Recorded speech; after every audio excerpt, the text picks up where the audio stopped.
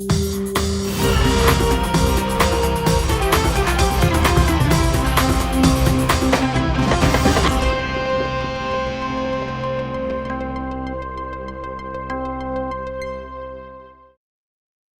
turma! A nossa aula sobre empreendedorismo e negócios no domingo foi um sucesso estrondoso, né? E as pessoas puderam finalmente ter uma aula sobre empreendedorismo e negócio com ciência, com conceitos práticos, com regras para elas poderem aplicar na empresa delas a partir dali. E isso, eu já estou recebendo mensagens de pessoas que já estão notando diferença. E a gente está falando do negócio que acabou de acontecer. Foi realmente maravilhoso. Muita gente está pedindo para a gente poder passar de novo essa aula. Elas queriam assistir, precisam dessa aula. Então a gente vai ter uma sessão fechada para quem quiser assistir essa aula na quarta-feira, dia 31, às 8 horas da noite. Para você se inscrever nessa sessão fechada, que não vai estar aberta nos meus canais, eu vou estar lá e vou também dizer as novidades para quem quiser continuar nesse programa de formação, que são novidades incríveis, e por causa disso milhares de pessoas no domingo entraram para fazer o programa de formação. Eu vou dar as mesmas condições para vocês, mas assiste essa aula, vocês vão ficar encantados. Quarta-feira, 8 horas da noite, fechada só para quem se inscrever gratuitamente aqui. Um abraço.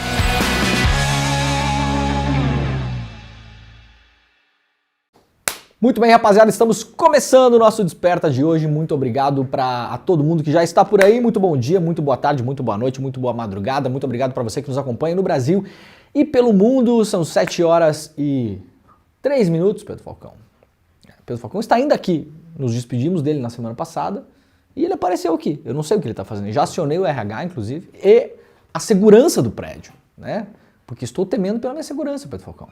Esse é o último dia hoje, Pedro Falcão? De fato? O último mesmo? Acho que sim. Acha que sim? Acho que hoje é. Tá bom, legal.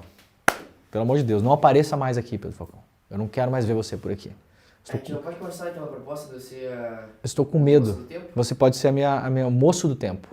Pode ficar por aqui ou pode operar a minha canetinha aí. O meu pincel. O meu pincel atômico. Pode operar o meu pincel atômico se quiser. Não, eu não quero operar Não? esse pincel.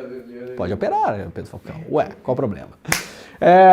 Muito obrigado para todo mundo que já está no nosso chat, inclusive estamos ao vivo em todas as redes sociais por aí, Instagram, Twitter, Twitch, Facebook, aquela coisa toda.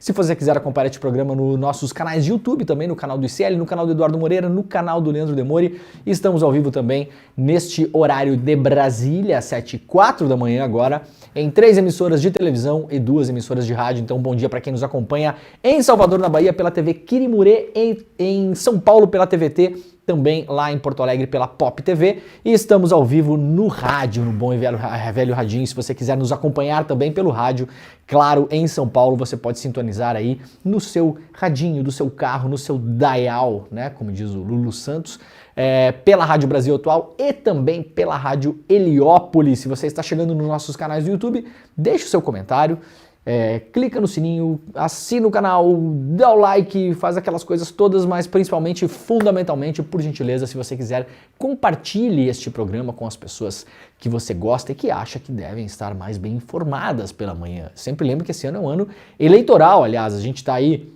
nas últimas 2 ou 3 semanas, né? Nas últimas 3 semanas, na verdade, tratando muito de assuntos internacionais. Tivemos a desistência do Joe Biden, né, nos Estados Unidos, a campanha de reeleição. Teremos uma eleição muito acirrada nos Estados Unidos, Kamala Harris e Donald Trump, e essa semana, particularmente depois da eleição na Venezuela, estamos falando muito de Venezuela, mas daqui a pouquinho começa a engatar os temas nacionais aqui, gente, porque a gente vai entrar num período eleitoral muito em breve, né? Teremos eleições municipais importantíssimas esse ano, então compartilhe o programa porque a gente vai fazer uma extensa e intensa cobertura eleitoral por aqui, né, Pedro Falcão? Você não estará conosco, mas, claro, vai acordar todo dia, 6h45, né, para acompanhar o programa. Vai, né? Vou. Vai. Sim. Claro que vai. Claro que vai. Não vai. Não vou. Não vai. Claro que não vai. Mas sabe o que eu achei estranho, cara? Pô, quando era ano eleitoral, a prefeitura ficou... Opa. Quando era ano eleitoral, o quê? Não, é que começava desde o começo do ano, plaquinha, coisa nos carros... Não pode mais. Não pode mais. Nada mais pode. Agora é super restritivo, né? Se eu não me engano, é 45 dias que você pode fazer campanha de fato, né?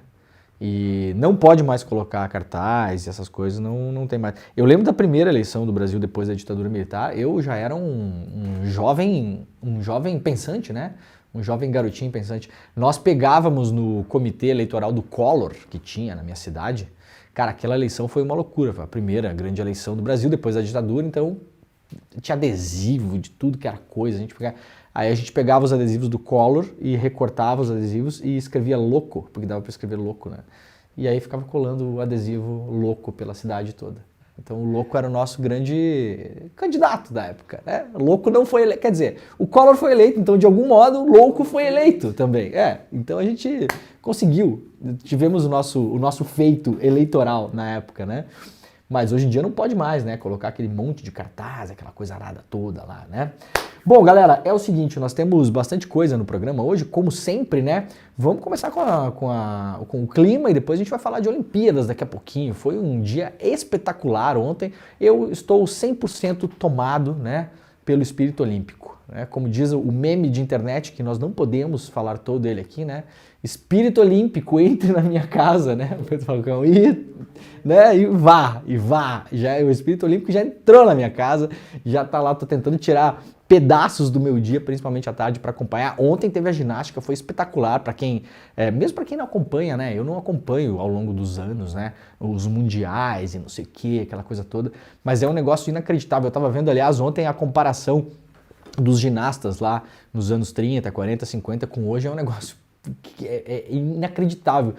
Sabe aquele o negócio que as meninas, o salto, né? Tem 4 aparelhos, né? Tem as barras paralelas, tem o solo, tem aquela trave, e eu não sabia, a trave é só feminino, sabia? Não sabia. Não tem no masculino a trave, aquela que eu acho um dos mais difíceis, mas ontem eu vi uma comentarista especialista na parada falando que não é o aparelho mais difícil. Eu acho maluquice, né? Você ter que ficar em cima daquela travezinha assim e ficar fazendo... Aliás, ontem as brasileiras, uma delas caiu na trave, uma chinesa caiu na trave também, né? Caiu da trave, no caso. E aí, cara, antigamente eram uns saltinhos assim que eu poderia participar das Olimpíadas. Nos anos 50, por exemplo, né? O cara ia correndo, dava um saltinho em cima do cavalinho assim, sabe? Sabe aquela brincadeira que você passa, salta por cima do coleguinha assim, bota a mãozinha nas costas dele e salta? Era assim. E hoje, cara, 6 mil coisas que se fazem, um negócio inacreditável, né?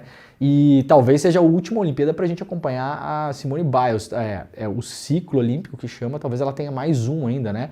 Mas não se sabe como ela vai chegar também, porque cada vez mais, ontem eu tava vendo, tem umas meninas de 16 anos participando. É um negócio, eu não sei se tá reduzindo a idade olímpica ou eu nunca prestei muita atenção nisso, né? Mas a sensação que eu tenho, a galera que tá no nosso chat pode comentar, até quem entende disso, né? Que tá a galera cada vez mais jovem, né? Participando dessas competições. O time da China ontem tinha uma menina de 16 e uma de 17, se eu não me engano. Pô, a de 16 matou a pau, né? Muito. 16 foi muito. Não, eu até achei que a China era uma das mega favoritas, assim, no final chegou em 6º, ou 7º, uma coisa assim. Eu tava acompanhando pela Cazé TV e falaram que Estados Unidos ia chegar em primeiro, por equipes, né? China em segundo e o Brasil estava lutando pelo bronze, mas na verdade a China chegou bem atrás e a Itália chegou em segundo, enfim. Eu não entendo absolutamente nada, eu só acho muito bonito e é muito emocionante, né? Tava vendo também a disputa no famoso ping-pong, né? Ping-pong, né? Que fala, né? Tênis de mesa, né? Tava bem legal também ontem. Pena que a brasileira Bruna Takahashi foi eliminada, mas é muito doido, né? A velocidade que fala. A única coisa chata que eu acho, você sabe o que é? Badminton. É muito chato badminton. Vocês gostam? É peteca com raquete, né? Os caras dão uns porradão e dá um porradão na peteca e a peteca vai bem devagarinho assim. Porradão, daí ela começa muito animada e depois ela dá uma desanimada. Eu não me passa muita emoção assim, né? Mas hoje a gente vai ter mais. Tem um calendário aqui, daqui a pouco a gente coloca pra galera poder acompanhar. Muitas competições já estão acontecendo desde a madrugada, por conta do fuso horário, mas as várias importantes do Brasil vão acontecendo ao longo do dia também. Vamos lá então, o mês de agosto deverá ser seco com temperatura acima da média. O tempo seco que marcou boa parte do mês de julho, principalmente nas regiões centro-oeste e sudeste do Brasil, deverá continuar em agosto em praticamente todo o país. A previsão faz parte de um documento publicado pelo Climatempo nesta terça-feira, portanto, ontem. O calor em pleno inverno, assim como ocorreu nas tardes de julho, também deve se repetir no mês que começa nessa quinta-feira, principalmente na segunda quinzena. As temperaturas devem variar entre mínimas de 14 graus e máximas que podem chegar a 22 graus, conforme a previsão do INMET. As temperaturas seguirão uma tendência de elevação, especialmente nas regiões centro-oeste e norte, onde a atuação de massas de ar quente seguem intensas. Portanto, preste atenção aí na previsão do seu estado, né, da sua região. Talvez vá fazer um pouco de frio em agosto na região sul e sudeste, mas eu não sei, eu acho que o inverno foi para o espaço já, não vai meter inverno não, né? A temperatura em algumas cidades também propicia um ar seco terrível, né? Eu estava em São Paulo na semana passada, aliás, eu estou ainda meio abalado, né, no meu sistema respiratório, porque estava super seco o tempo em São Paulo, e quando a gente chegou de avião dava para ver uma massa assim, que eu acho que é poluição também, né? Uma massa cinza em cima da cidade, assim. Parecia que o avião tinha que furar aquele negócio para descer, né? Tem uma foto aqui, aliás, de São Paulo aqui, né? Por conta do clima seco. Então, a maior atenção para o mês de agosto aí é realmente o clima seco em algumas cidades, principalmente cidades muito urbanizadas. Então, cuidado com isso, né? Tomar bastante água, aquela coisa toda. A gente tem o costume de tomar menos água no inverno, porque tem a sensação de que não está tão quente, mas é importante também por conta do clima seco. Beleza, rapaziada? Então, beleza, vamos lá. Olha, um recado importante hoje aqui, o prazo para a declaração das MEIs, né, das microempresas individuais no Rio Grande do Sul, termina hoje. Esse prazo tinha sido estendido por conta das enchentes. Quem mora em outras regiões do Brasil já teve que fazer isso, junto com a declaração do imposto de renda, pessoa física. Agora, se você mora no Rio Grande do Sul e teve o prazo de declaração de MEI estendido, lembre-se, hoje é o prazo, é o último dia para fazer a declaração, que é a declaração de renda da MEI, né? É só entrar no site da MEI lá, né? Coloca no Google aí, declaração, renda, MEI e tal. É mais um comunicado, na verdade, para você estar em dia ali, porque se não fizer, dá problema, né? Dá multa e fica pendurado o negócio lá. Eu, o primeiro ano que eu fiz MEI, esqueci de fazer esse negócio, cara. Tanta burocracia, eu sou a pior pessoa do mundo com um documento, né? Acabei esquecendo. É paradoxal, né? Eu sou muito bom com o documento dos outros, né, Pedro Falcão? Manda documento para mim que não costuma dar bom, né? Agora com os meus eu sou meio confuso. E aí acabei esquecendo. Então não esqueça, né? O prazo do microempreendedor individual para o Rio Grande do Sul termina hoje. E essa entrega é obrigatória. Para os demais MEIs, né? A entrega foi no dia 31 de maio para o restante do Brasil. No Rio Grande do Sul, por conta das enchentes, os sistemas estavam todos colapsados e aí o prazo foi empurrado. Então hoje, atenção, é só entrar lá, dá para fazer pela internet, não precisa pagar ninguém, não precisa de contador, não precisa de nada. Claro, se você tiver ali um profissional que te ajuda, beleza, né? Mas assim, às vezes a pessoa está no perrengue lá, está com grana apertada, não precisa de nenhum profissional habilitado para isso. Você próprio pode entrar no site e mandar a sua declaração. É tudo online, é facilitado, não precisa nem baixar o programa, como é no caso do imposto de renda de pessoa individual. Vamos lá para a Folha de São Paulo. Florestas não conseguiram fazer frente às emissões de carbono em 2023, aponta estudo. As florestas e outros ecossistemas terrestres não conseguiram conter em 2023 os gases estufa que causam as mudanças climáticas. Seca intensa na Amazônia e incêndios recordes no Canadá prejudicaram a capacidade natural de absorver o dióxido de carbono, conforme estudo apresentado nesta segunda-feira. Isso significa que uma quantidade recorde de CO2 entrou na atmosfera da Terra no ano passado, alimentando ainda mais o então chamado aquecimento global. Não se usa mais esse termo, né? Segundo os pesquisadores. A vida vegetal ajuda a desacelerar as mudanças climáticas, absorvendo grande quantidade de dióxido de carbono, o principal gás de efeito estufa que impulsiona o aquecimento global. Florestas e outros ecossistemas terrestres absorvem, em média, quase 1/3 das emissões anuais a partir de combustíveis fósseis da indústria e de outras causas humanas. Isso aqui é uma seca lá no Rio Paraná de Tefé, no Amazonas, olha só, na região do Médio Solimões, né? E essas imagens a gente viu muito no ano passado. Isso aqui é todo um leito de um rio. A gente mostrou, aliás, no começo da semana aqui aquela foto clássica que foi tirada pelo Lalo de Almeida, né, da Folha de São Paulo no ano passado. E começou mais cedo a seca esse ano na região norte, a gente vem falando sobre isso aqui já desde que começou, né? E então está em um estado de atenção plena e máxima, porque essas imagens aqui devem se repetir ao longo aí de quase todo o ano, infelizmente, né? Esses rios, vários deles são rios navegáveis, importantíssimos para a região, que é uma região basicamente fluvial, e vários deles estão agora completamente secos, né?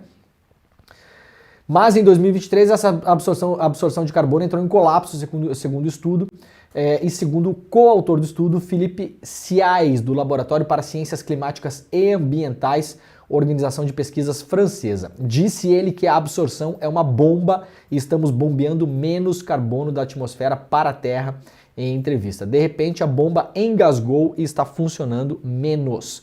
Como resultado, a taxa de crescimento do dióxido de carbono na atmosfera pulou 86% em 2023, em comparação com o ano de 2022, segundo estes mesmos pesquisadores. Cientistas da Universidade de Tsinghua, na China, que chinês, hein, Pedro Falcão? Perfeito, né? Gostou? Não vou nem repetir para não correr o risco de errar. E da Universidade de Exeter, na Inglaterra, lideraram a pesquisa sobre o que causou a mudança. O estudo foi apresentado na Conferência Internacional do Dióxido de Carbono aqui no Brasil, em Manaus. Um dos principais fatores foram as temperaturas recordes que secaram a vegetação da Amazônia e outras florestas tropicais, impedindo que elas absorvessem mais carbono e, ao mesmo tempo, alimentaram incêndios recordes no Canadá, conforme estudos. E aqui mais uma foto, essa aqui também do Lalo de Almeida, que isso aqui, se não me engano, é do mesmo grupo de imagens que ele fez no ano passado. Isso aqui é a Marina do Davi, em Manaus, né? Olha só, onde estão as embarcações aqui, e isso aqui tudo são lugares que tradicionalmente o rio está ocupando, né? Isso aqui é a tragédia que a gente viu no ano passado, está se repetindo no norte do Brasil este mesmo ano, olha só. Tudo absolutamente... olha aqui, ó, essa imagem é impressionante, né?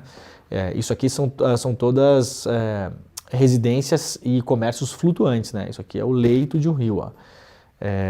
Passarela de madeira improvisada, isso aqui, que rio que é? Não diz? Não diz. Muito bem. Bom, galera, ontem, né, tivemos então, como eu falei, né, o Brasil conquistou medalha de bronze por equipes na ginástica artística feminina. Conquista inédita foi das ginastas Rebeca Andrade, Flávia Saraiva, Jade Barbosa, Júlia Soares e Lohane Oliveira. Tá aqui o time Brasil ontem que conquistou essa medalha. Ficou uma tensão no final lá, né? Não se sabia. A Jade Barbosa fez o seu salto e pisou fora da linha lá, né? Tem uma linhazinha lá que você tem que pisar dentro e tal, não sei o quê. E aí, se você cai bonitão assim, é uma pontuação. Se bota um pezinho pra frente, pra trás, perde ponto e tal. Mas se você pisar fora da linha, né? Tem uma marcação lá, pisar no azul, aí perde bastante ponto. E a Jade pisou fora, ficou uma tensão, parecia que o Brasil ia perder a medalha. E de repente, ganhamos a medalha. Medalha inédita. Lembrando que o Brasil, até as Olimpíadas de Sydney, se eu não me engano, né? Que foi 2000, o Brasil ia muito mal em Olimpíadas, né? O Brasil nem sei se tinha ginástica nessa época. Acho que a primeira medalha do Brasil foi em 2004, se não me engano, foi Atenas, com a Daniela Hipólito. Dá uma pesquisada para nós aí, Pedro. Eu acho que a Daniela Hipólito foi a primeira medalha da ginástica brasileira da história. Atenas 2004, se eu não me engano, foi prata. E aí, depois daquilo, foi, né? Essa não é a medalha inédita que o Brasil ganhou na ginástica? Essa é inédita de equipes, mas a Daniela Hipólito ganhou no individual. Ela ganhou, se eu não me engano, prata, né? O Brasil não tinha sequer investimento nessa época. Aliás, tem muita gente falando bobagem na internet aí, né? Ontem o apresentador Marcos Mion também falando bobagem e tal, não sei o quê. No Brasil é impressionante, né? Tudo de ruim vira o Lula, né? Assim, é uma coisa incrível, né? Toda pessoa desinformada, se ela tem que falar alguma bosta, daí é o Lula. É um negócio inacreditável. O Brasil só virou alguma coisa nas Olimpíadas depois do governo do Lula. Isso é um fato, né? Não é nem não é o que eu acho. O que eu acho não importa. Se você pegar quadro de medalha, investimento em esporte, bolsa atleta, aquela coisa toda, o Brasil de fato começa a ir bem em Olimpíadas, ainda não é uma grande potência olímpica pelo tamanho do país, né? Depois do primeiro governo Lula, primeiro e segundo. Mas aí, não, porque não sei o quê, porque o Lula. Tinha gente ontem falando que as atletas ganham uma bolsa de R$ 400, tá? Isso aí se espalhou pela internet ontem também. É mentira, tá, gente? Não é R$ 400, não é R$ 400. Essas bolsas atletas, elas vão de R$ 400 a R$ 16.000 cada bolsa.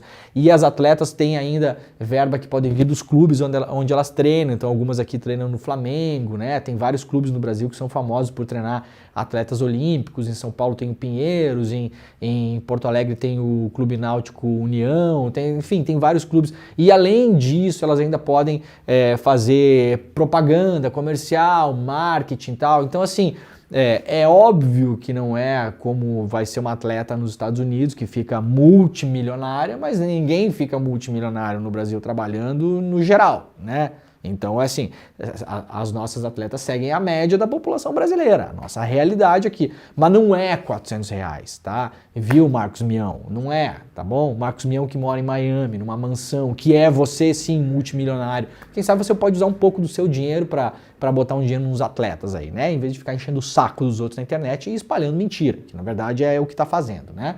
Foi a Jade, foi a Daniela Hipólito? A minha pesquisa aqui deu o Arthur Zanetti nas argolas em Londres 2012, depois Diego Hipólito, solo, Rio 16. Não, teve antes. O Zanetti foi agora, foi 2012. 2012. O Zanetti, aliás, não tá competindo, não sei se ele tá machucado ou se ele já não tá mais competindo. Não, mas teve medalha antes ainda, cara. Eu acho que teve medalha antes. Se eu não me engano, é a Daniela Hipólito, que foi a medalhista, né? E foi muito boa a apresentação ontem, né? Tá aqui o time, né? Uma das nossas atletas, ela se machucou. Deixa eu ver se tem a foto aqui. Foi a foto emblemática ontem, né? Tá aqui o rostinho dela aqui, ó. Olha, a foto emblemática ontem dela. Ela caiu ainda no aquecimento e cortou aqui o supercílio, né? Ah, foi feio o negócio. Caiu de cara no chão, assim. E ficou pra toda uma tensão, não conseguiu aquecer e tal, mas foi lá na hora e representou e mandou bem pra caramba o Brasil pela primeira vez, garantindo medalha na ginástica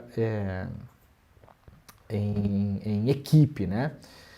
E a gente vai ter mais coisa aqui mais competição com a Rebeca Andrade e a Simone Biles, que vai ser agora o nosso grande foco de atenção, né? Porque elas são, assim, a Simone Biles e a Rebeca Andrade têm até uma relação. Ontem eu li uma matéria que a Rebeca teve um momento que ela estava muito em dúvida em relação à carreira, quis parar, e a Simone falou com ela e deu força para ela. A Simone também teve aquele burnout, né? Saiu das Olimpíadas, parou, tinha abandonado a carreira, voltou agora.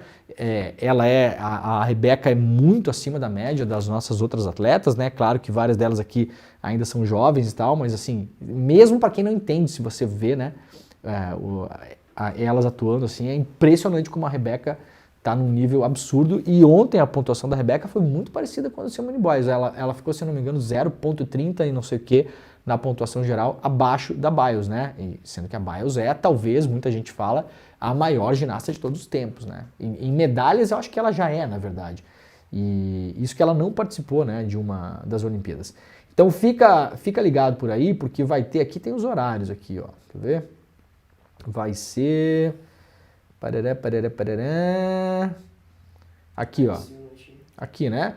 Datas e horários das finais da ginástica artística feminina. Individual, Rebeca Andrade e Flávia Saraiva. Quinta-feira, então amanhã, a partir da 1h15 da tarde. O salto da Rebeca Andrade vai ser dia 3 de agosto, no sábado, às 11h20 da manhã. As barras assimétricas, 100 brasileiras e 100 Simone Biles, 4 de agosto, domingo. Trave, Rebeca Andrade e Júlia Soares, 5 de agosto, segunda-feira, às 7h38 da manhã. Então esse não pode assistir porque tem que assistir o Desperta, né? Não pode. Então vai assistir o Desperta e depois vai lá pra ginástica. E o solo da Rebeca Andrade, 5 de agosto, na segunda-feira também, às 9h23 da manhã. Então procura na internet aí porque é muito emocionante, é muito legal assistir. Parabéns para as nossas atletas, né? Leandro, aqui no segundo site do Terra que tu tinha me perguntado, entre as edições de 99 e 2015 foi dos Jogos Pan-Americanos que a Daniela foi Pan? ganhou. Ah, muito bem. Então tá. A Daniela Hipólito é uma 9 medalhas. mega mega medalhada, né? 9 medalhas. Pois é. E aí começou esse grande ciclo, assim, eu lembrava que tinha meio que começado com ela, assim, ela é super importante. Depois teve a Daiane dos Santos, né? A Daiane dos Santos foi muito bem em mundiais, mas na Olimpíada que ela era talvez a favorita para ganhar, antes desse ciclo aí da Simone Biles, a Daiane dos Santos acabou caindo, né? Se eu não me engano, na apresentação de solo, que é onde ela era mais cotada para ganhar, e acabou não ganhando a medalha naquela época. Muito bem. Aqui, só para passar rapidamente nas Olimpíadas, os pesquisadores e infectologistas estão falando que nadar no Rio Sena, lá em Paris, não é uma boa ideia. Então, a gente mostrou aqui na segunda-feira que tinha algumas competições que tinham sido empurradas para frente, porque a qualidade da água não estava boa, né? E agora tem infectologistas dizendo que tem risco até de pegar leptospirose e pular no Sena lá. Eu tô achando que os caras vão ter que fazer essa competição em outro lugar, né? Ou fecha o olhinho, né? Fecha o olhinho e vai com fé. Vamos lá para notícias do Brasil. Ramagem criou dossiê sobre o caso Flávio um mês antes de Bolsonaro indicá-lo à Polícia Federal. A Polícia Federal apreendeu um documento que indica que Alexandre Ramagem, atual candidato à Prefeitura do Rio de Janeiro pelo PL do Bolsonaro, o Bolsonaro gosta de botar a gente toda enrolada com a justiça para concorrer, e aí tem gente que gosta de votar nessas pessoas, né? Virou uma coisa inacreditável no Brasil. Produziu para Jair Bolsonaro, em março de 2020, um dossiê secreto com informações que visavam dar subsídio a ações para anular as investigações de rachadinha contra Flávio Bolsonaro. O arquivo digital, apreendido recentemente com Ramagem, foi criado um mês antes de o então diretor-geral da BIM, que era o Ramagem na época, ser indicado por Bolsonaro para comandar a PF. Portanto, o Ramagem estava na BIM, criou ali, usando a estrutura do Estado, um dossiê, levantou informações, puxou documentação, entregou esse dossiê para ajudar a defesa do Flávio Bolsonaro, ou seja, o Estado brasileiro sendo usado para defender o filho do presidente. É uma beleza, né? É tudo certo, tá, super ético, né? Como é que é? Pela família, né? Pela família, pela pátria, por Deus, pela liberdade, né? Essa bobajada toda tá aí. Pela família mesmo, foi lá usar a mim, pela família, né? E quem tá pagando é você, né? Eu, você, todo mundo aqui, né? Um bando de idiota pagando lá a BIM, a estrutura toda, para o cara usar basicamente como o escritório de advocacia do Flávio. Um mês depois, o Bolsonaro fala: muito bem, Ramagem, você é uma pessoa muito bom cumpridor de tarefas. Vai comandar a Polícia Federal. Por que não? Já mostrou o seu valor na BIM, vá para a Polícia Federal. Em 2020. O dossiê de Ramagem, intitulado Bom Dia Presidente, faltou uma vírgula aqui, né, o Ramagem? Faltou o vocativo, o famoso vocativo. Bom Dia Presidente era formado em linhas gerais por afirmações sem provas de que Flávio foi levado para o centro de um escândalo de rachadinhas em decorrência de acessos ilegais de seus dados fiscais por parte de funcionários da Receita Federal. Foram reunidas informações de ao menos 3 desses servidores. Em tese jamais provada, essa tese foi rechaçada oficialmente por investigação da Receita meses depois. A escolha de Ramagem para comandar a Polícia Federal acabou sendo barrada pelo ministro Alexandre de Moraes do STF, após Bolsonaro afirmar que pretendia usar o órgão de investigação como produtor de informações para suas tomadas de decisão. Ramagem chefiou a segurança de Bolsonaro durante a campanha eleitoral de 2018, tornou-se amigo da família, diretor-geral da BIM e atualmente deputado federal pelo PL, conta com o apoio dos Bolsonaro para a Prefeitura do Rio de Janeiro. Um líder importantíssimo do Hamas foi assassinado no Irã. Isso aqui está tomando conta dos assuntos internacionais hoje, né? Principalmente essa semana, o grande foco da imprensa, principalmente nos Estados Unidos, era a Venezuela. Continua sendo, a gente vai mostrar daqui a pouco aqui um comunicado oficial que foi liberado ontem pelo Brasil e pelos Estados Unidos depois do telefonema do Biden para o Lula, mas esse assunto aqui é o assunto do dia na imprensa internacional. O grupo militante palestino Hamas informou que seu principal líder político, Ismail Haniyeh, foi morto em sua casa em Teherã, no Irã. Portanto, não foi na faixa de Gaza, não foi na Palestina. Os caras foram lá num país estrangeiro, no Irã, assassinar um cara do Hamas. Né? Possivelmente, quem será que foi assassinar um cara do Hamas? Hein? Quem será? Quem será, Pedro Falcão, que teria interesse em assassinar? Né? Não sabemos. Um país que começa com I e termina com Israel. Será que foi? Será que um país pode entrar num outro país estrangeiro e assassinar um cidadão de um terceiro local? Eu queria fazer essa pergunta para um país chamado USA. Que começa com USA. Como é que é as 3 palavras que os robôs do Trump falaram, né? Trump, Trump, Trump, Trump. Só falavam isso na convenção. USA e qual que era a outra? Fight, fight, fight, fight.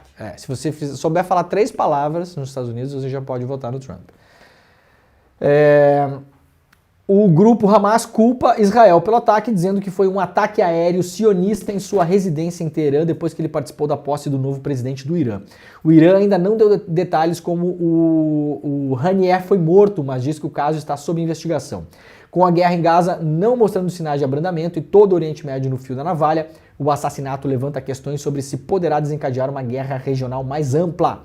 Haniyeh, o líder político mais antigo do Hamas, estava baseado em Doha, no Catar. Ele foi essencialmente o líder do Hamas nas negociações de cessar-fogo com Israel na Guerra de Gaza, intermediadas pelos Estados Unidos, Egito e Catar. Essas negociações, obviamente, ficarão agora em compasso de espera.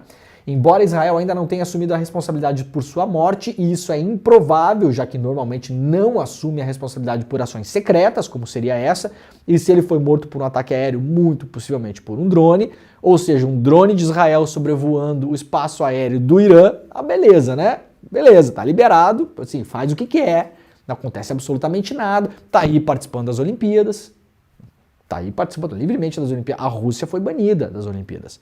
Não pode usar bandeira, não pode fazer nada. Israel está liberado, pode mandar ataque em outros países, né? Israel, se quiser atacar alguém aqui no Brasil, está liberado. Vai, manda um drone, mata, vai embora, não acontece absolutamente nada, né?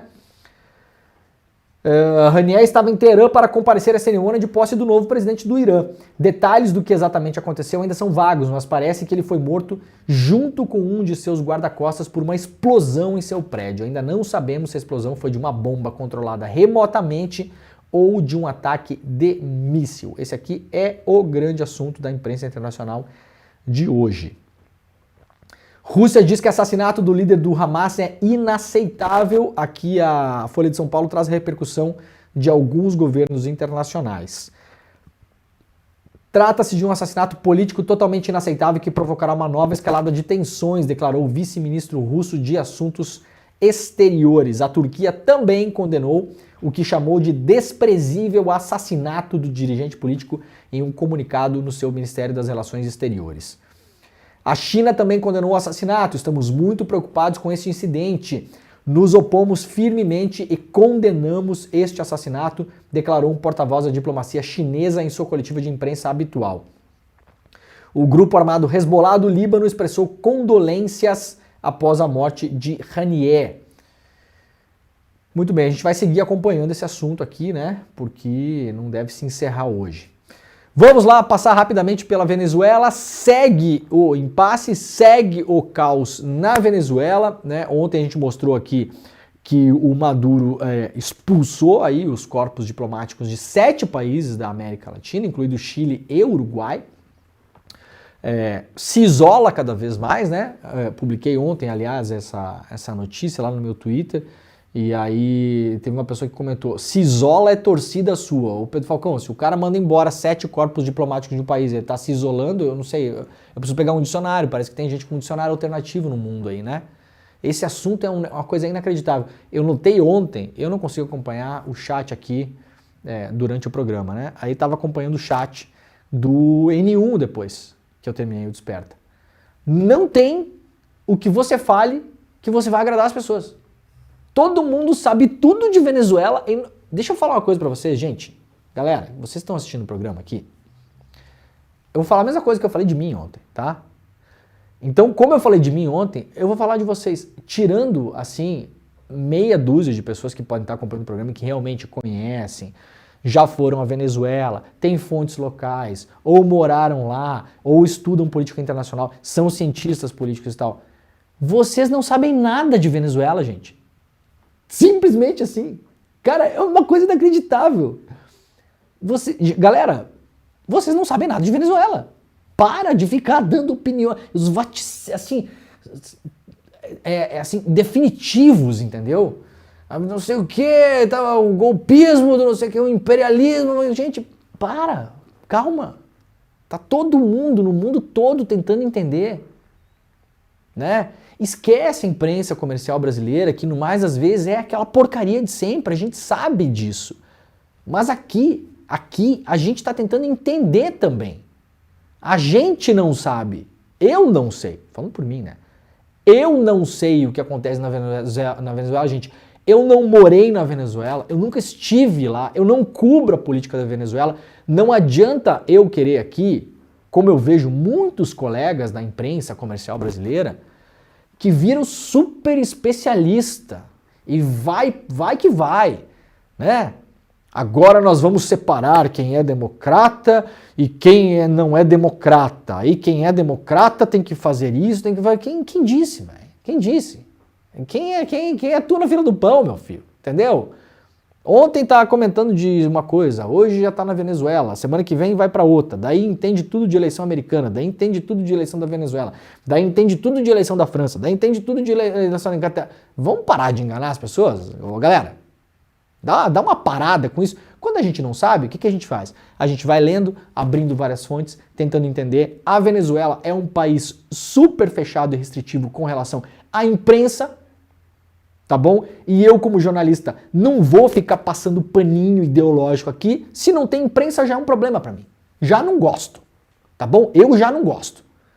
A imprensa pode operar livremente na Venezuela, é super tranquilo fazer cobertura política na Venezuela. Não é. Não é. E eu não gosto. Tem gente que pode gostar.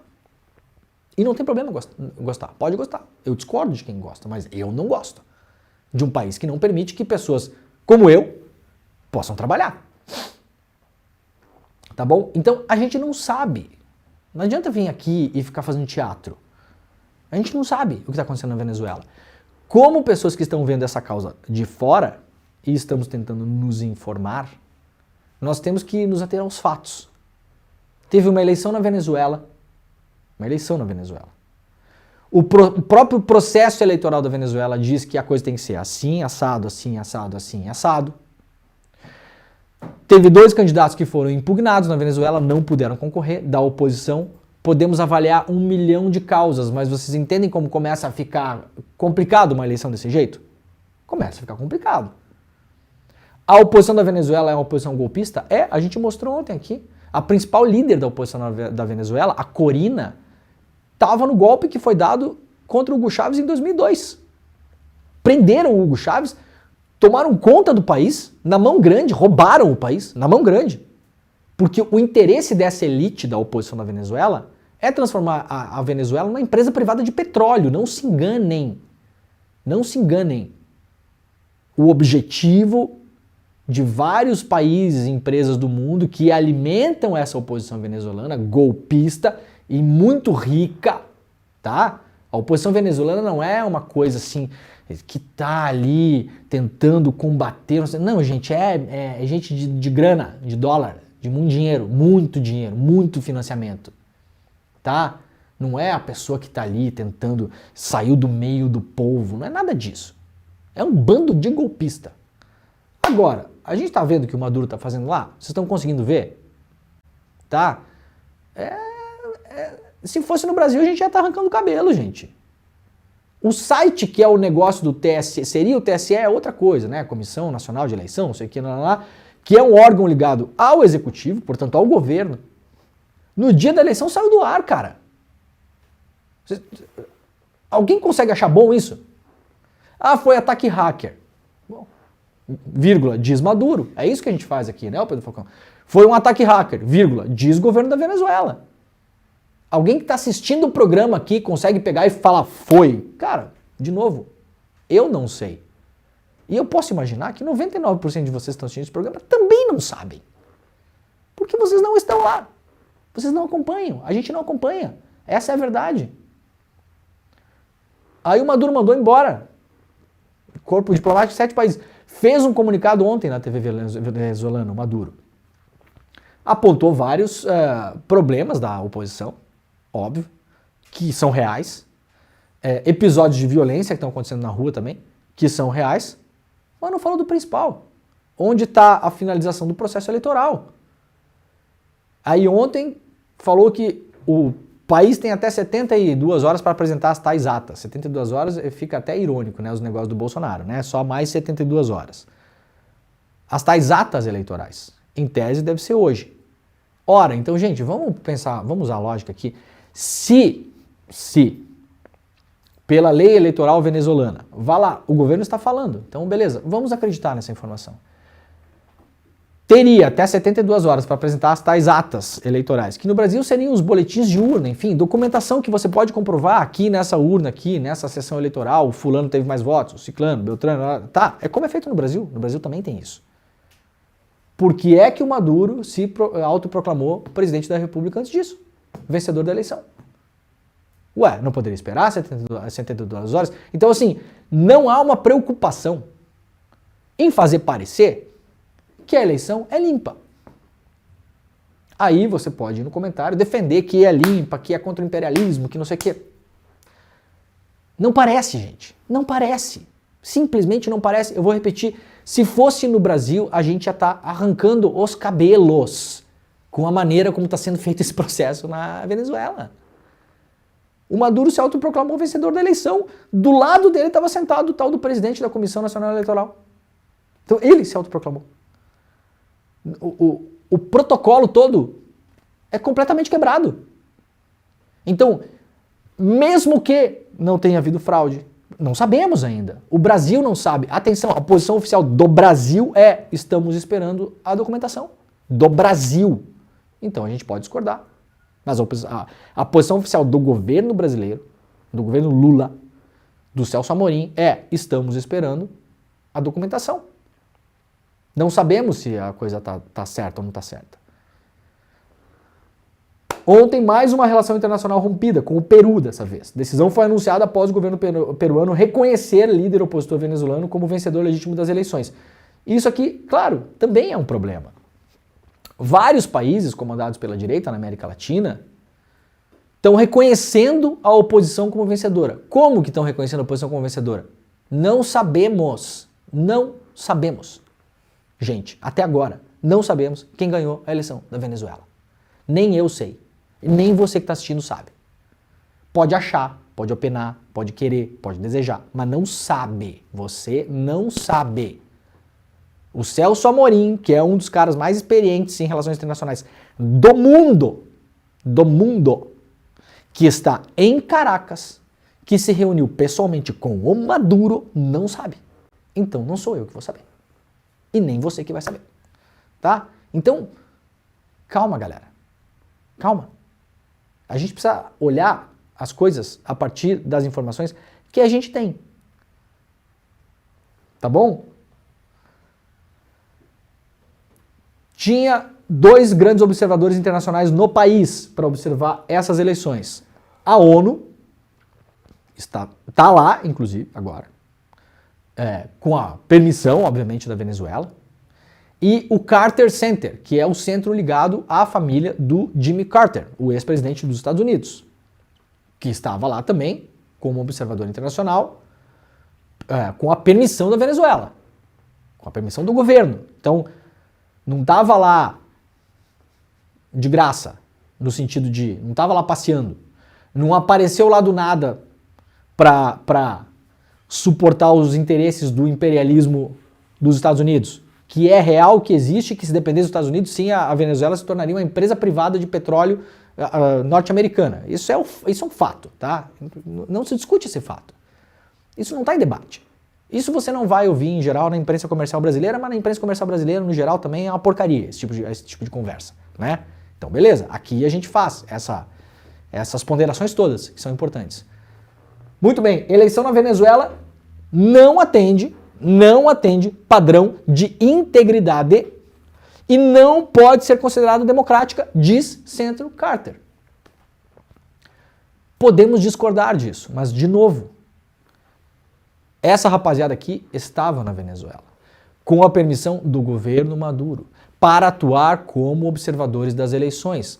Atuaram como observadores das eleições e agora estão dizendo que a eleição na Venezuela não atende padrão de integridade e não pode ser considerada democrática. É isso que nós temos, por enquanto, de informação que vem da Venezuela. E o Centro Carter é golpista dos Estados Unidos. Bom, eles foram aceitos como observadores pelo governo Maduro. Eles não estavam de modo clandestino no país. Vocês entendem o que eu estou falando aqui? As mesmas pessoas que podem estar reclamando disso agora, se o Centro Carter falasse o contrário, iam estar achando bom, iam estar falando, olha, inclusive o Centro Carter, que é dos Estados Unidos, que não é comunista, não sei o quê, está dizendo que foi legal. Então a gente não pode aceitar também a opinião só quando a gente acha que veste na gente, né? Temos que entender quem está fazendo, por que está fazendo, pegar todos os fatores e colocar em cima da mesa. De fora para vocês, comentem nos comentários, tá, gente? De fora para vocês. Esqueçam que é o Maduro, que é os Estados Unidos, esqueçam. Se fosse num país fictício e a gente acompanhasse esse processo eleitoral do modo como ele está aparecendo para fora, vocês acham que parece transparente? Parece transparente para vocês? Outra pergunta. Se vocês acham que está tudo bem no processo da Venezuela, vocês gostariam que fosse assim no Brasil? É bom o processo venezuelano? Vamos fazer igual no Brasil? Gostariam? Eu posso imaginar que não. Né? O Centro Carter informou que a eleição de domingo na Venezuela, aspas, não atendeu aos padrões internacionais de integridade e não pode ser considerada democrática. Além disso, afirmou que a autoridade eleitoral demonstrou claro viés em favor do atual presidente Nicolás Maduro. O órgão acompanhou como observador a eleição de domingo, na qual o Conselho Nacional Eleitoral declarou e proclamou Maduro reeleito para um terceiro mandato. Disse o Carter Center não pode verificar ou corroborar os resultados da eleição declarada pelo Conselho Nacional Eleitoral e a falha da autoridade eleitoral em anunciar resultados desagregados por sessão eleitoral constitui uma grave violação dos princípios eleitorais. O que está dizendo o Carter Center é a mesma coisa que está esperando o Brasil oficialmente, a diplomacia brasileira oficialmente. Resultados desagregados é resultados por zona, por urna, por local de votação, que aí você consegue conferir. Eu vou repetir, o site da Comissão Eleitoral da Venezuela está fora do ar, gente. Desde domingo. Foi ataque hacker. Daí você acha, entendeu? Acha, quer, deseja, torce, não sabe. Eu também não sei. O fato é que está fora do ar desde domingo. O fato é que o governo da Venezuela não proporcionou os dados eleitorais em outro site alternativo, que já poderia ter sido feito, por exemplo. Porque até onde me resulta, não há informação de que o banco de dados foi comprometido. O que caiu foi o site, gente, um HTTPS, um site, tá? Um site, não é o banco de dados, não é a votação. É o site, onde você divulga a informação. Por que não tem um site alternativo? Por que essa informação não está pública? Esperamos. Hoje seria a data para divulgar os tais atas, boletins de urna, etc e tal. Veremos, né? Bom, ontem a Casa Branca divulgou uma nota. Aqui ela está em português, né? Vamos ler juntos a nota aqui. Para divulgação imediata, 30 de julho de 2024. Leitura da ligação do presidente Joe Biden com o presidente Luiz Inácio Lula da Silva. O presidente Joe Biden conversou ontem, né, com o presidente Luiz Inácio Lula da Silva do Brasil para discutir uma série de questões bilaterais e regionais, incluindo a situação política emergente na Venezuela após as eleições. O presidente Biden agradeceu ao presidente Lula por sua liderança na questão da Venezuela. Os dois líderes concordaram sobre a necessidade de divulgação imediata de dados eleitorais completos. Então aqui quem está falando aqui é o Biden e o Lula, tá, gente? O Lula está falando num comunicado da Casa Branca, que obviamente não foi divulgado sem a ciência do governo brasileiro, tá? Então o governo Lula está dizendo o seguinte: necessidade de divulgação imediata de dados eleitorais completos, transparentes e detalhados a nível de sessão eleitoral pelas autoridades eleitorais venezuelanas.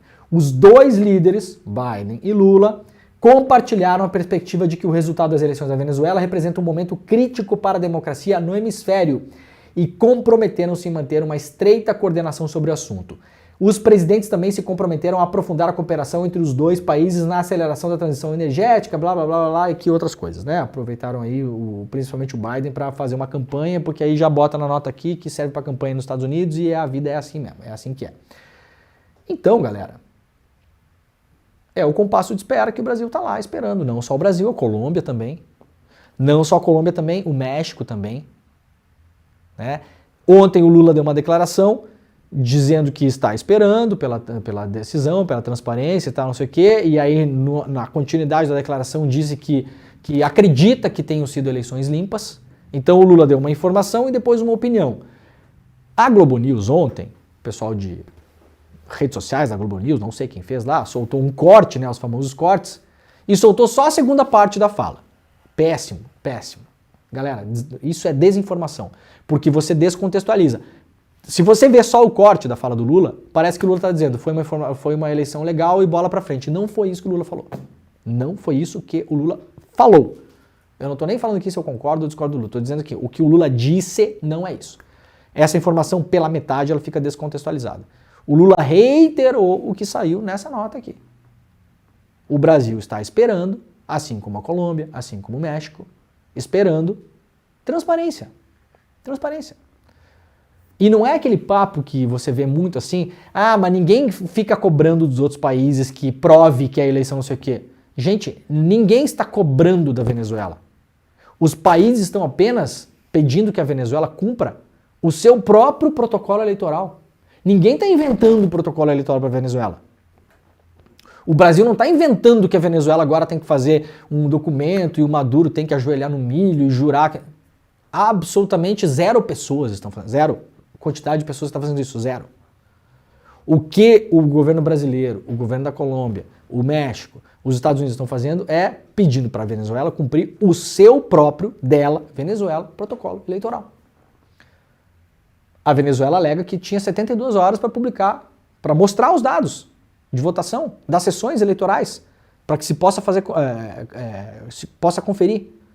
O prazo, em tese, é hoje. Em tese é hoje.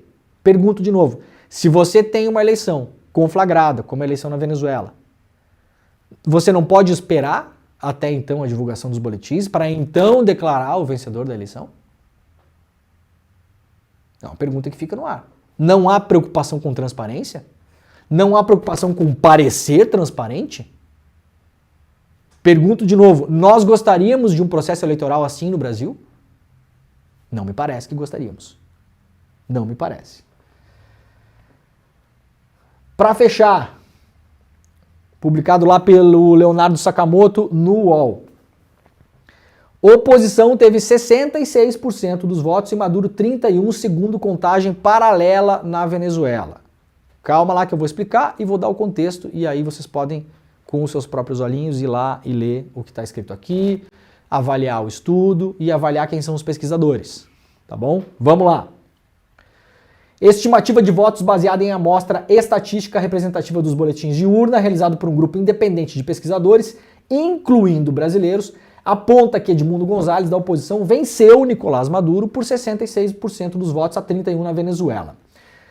Desde que o resultado foi proclamado, o país vive protestos, aquela coisa toda. Usamos dados reais, diz aqui um dos líderes da pesquisa, cientificamente produzidos que apontam ao que tudo indica uma fraude grosseira na apuração da Venezuela, afirmou Fernando Neisser, professor da Fundação Getúlio Vargas e advogado eleitoral, um dos membros do projeto Alta Vista, criado para monitorar os resultados. Rapidamente, depois eu vou sugerir para que vocês leiam uma outra matéria para entender quem são esses pesquisadores. Tá? Tem um problema sério nessa pesquisa, que os financiadores não foram divulgados, o nome do grupo de pesquisa ou de alguns pesquisadores da Venezuela não foram divulgados, eles alegam que é por medo de retaliação, é a alegação deles. Tá aqui, para mim, eu não gosto porque também não tem transparência, eu quero saber quem pagou, tá bom? Mas, vamos ao método e depois vocês vão lá ler uma reportagem na revista Piauí para tentar entender quem são as pessoas. O método, eles coletaram boletins de urna lá, a ideia era coletar de 1.500 urnas. Eles alegaram que não conseguiram, porque em vários locais de votação a coisa ficou difícil, não saiu o boletim e tal, deu problema. conseguiram coletar em várias sessões eleitorais 700 dados de sessões eleitorais. Tabularam isso e fizeram uma representação estatística como se aquilo fosse a eleição, né? Segundo o estudo dessas pessoas aqui, desses pesquisadores, o Maduro perdeu a eleição. Tá bom, gente? Quem são esses pesquisadores? Vou dar a dica para vocês lerem aqui uma matéria da revista Piauí. Matéria publicada em maio de 2021. A matemática da urna. Método estatístico do século XIX desbanca a alegação de Bolsonaro sobre fraude nos votos eletrônicos. Aqui está o nome de um dos pesquisadores, né? A Piauí é ruim de lead, né? Você tem que ir lá embaixo para achar a notícia, né? Ali, começo ali, Tancredo Neves, e aí um dos pesquisadores que está envolvido nesse levantamento estatístico da eleição da Venezuela também é um pesquisador que fez um levantamento estatístico no Brasil mostrando que Bolsonaro estava falando balela do voto eletrônico no Brasil. Então, galera, de novo, a gente pode achar um monte de coisa, a gente tem que duvidar, a gente tem que usar o senso crítico, tudo, beleza. Mas eu noto que essa matéria aqui foi compartilhada por um monte de gente lá em 2021 para mostrar que o Bolsonaro estava mentindo sobre as urnas, que não teve fraude no Brasil. Essa matéria, esse modelo estatístico foi publicado, essas pessoas foram entrevistadas na imprensa no Brasil, foram replicadas pela militância progressista de esquerda no Brasil, a torto e a direito. Agora, essas mesmas pessoas estão dizendo que o Maduro perdeu a eleição na Venezuela. Então, de novo, não adianta a gente colocar a roupa só quando a gente acha que serve pra gente, tá? Eu não estou falando que o Maduro perdeu a eleição na Venezuela, porque eu não sei. E eu não sei porque a eleição na Venezuela não é transparente. Então, por enquanto, ninguém sabe. O Lula não sabe, o Celso Amorim não sabe, o Gustavo Petro não sabe, o presidente do México não sabe, o Biden não sabe, eu não sei e vocês também não sabem. E o que a gente está fazendo aqui é tentar saber. Né? Tá bom? Muito bem. Então o programa está acabando. Lembrando rapidamente, hoje é o nosso replay da aula do Empreendedor Mestre, tá? O replay especial que a gente vai fazer hoje, às 8 horas da noite, né, Pedro? Isso. Hoje, 8 horas da noite, o replay da aula do Empreendedor Mestre para quem perdeu ela no domingo. Despertecl.com.br é o site para você colocar lá e fazer sua inscrição. É de graça, tá, gente? Despertecl.com.br. Faça a sua inscrição, participe da aula de hoje, que se você quiser entrar no grupo do Empreendedor Mestre depois, as mesmas condições especiais que foram dadas no domingo serão dadas hoje no nosso replay. Beleza? Está começando esse Notícias primeira edição. Voltaremos amanhã, 7 horas, horário de Brasília. Um beijo, tchau. Fala, turma! A nossa aula sobre empreendedorismo e negócios no domingo foi um sucesso estrondoso, né? E as pessoas puderam finalmente ter uma aula sobre empreendedorismo e negócio com ciência, com conceitos práticos, com regras para elas poderem aplicar na empresa delas a partir dali. E isso, eu já estou recebendo mensagem de pessoas que já estão notando diferença. E a gente está falando do negócio que acabou de acontecer. Foi realmente maravilhoso. Muita gente está pedindo para a gente poder passar de novo essa aula. Elas queriam assistir, precisam dessa aula. Então a gente vai ter uma sessão fechada para quem quiser assistir essa aula na quarta-feira, dia 31, às 8 horas da noite. Para você se inscrever nessa sessão fechada, que não vai estar aberta nos meus canais, eu vou estar lá e vou também dizer as novidades para quem quiser continuar nesse programa de formação, que são novidades incríveis e por causa disso milhares de pessoas no domingo entraram para fazer o programa de formação. Eu vou dar as mesmas condições para vocês, mas assiste essa aula, vocês vão ficar encantados. Quarta-feira, 8 horas da noite, fechada só para quem se inscrever gratuitamente aqui. Um abraço.